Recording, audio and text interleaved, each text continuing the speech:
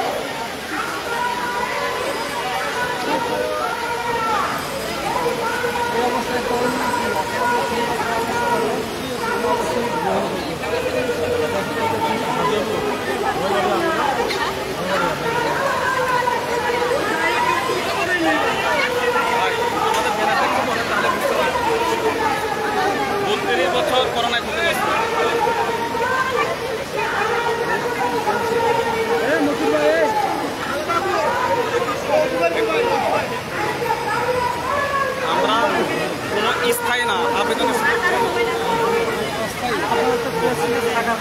আছে আছে ভাই, মানে সবাই একটু ব্যস্ত তো সে আঘাত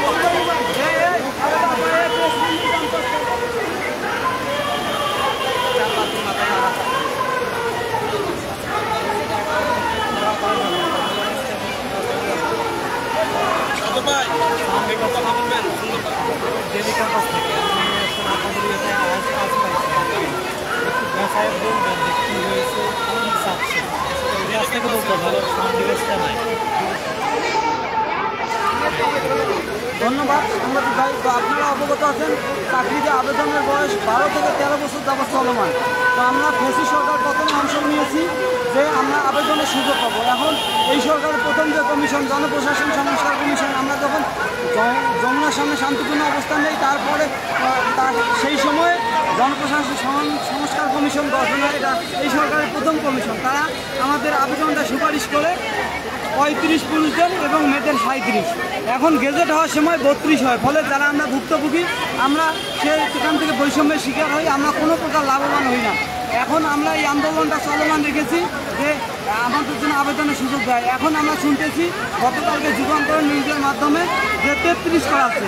এখন যখন 32 করা হয়েছে তখন আমাদের বয়স অলরেডি 32+, এখন আমাদের বয়স 33+, আবার 33 দিচ্ছে। তাহলে এই সরকার কেন্দ্রীয় সরকার কিস্তিতে বয়স বৃদ্ধি করে যারা ভুক্তভোগী তাদের জন্য কী করলো? আমরা সরকারকে উদাহরণ আহ্বান জানাবো যে যারা বিগত সরকারের সময় ফ্যাসিস্টের সময় বৈষম্যের শিকার, অনেক ভাইপা দিয়ে চাকরি হয় নাই, পক্ষী পার্টির কারণে বৈষম্যের শিকার, করোনার কারণে বৈষম্যের শিকার, সেশন জটের কারণে বৈষম্যের শিকার, দলীয় নিয়োগের কারণে বৈষম্যের শিকার, সেই মানুষগুলো যাদের জন্মসাল 1990 থেকে 1993 বা 1994, অর্থাৎ 1990 থেকে যাদের জন্ম, তাদেরকে আগামী 3 বছর ব্যাকডেট দিতে হবে। আমাদের ক্লিয়ার কথা, আমরা আর কোনো 35-37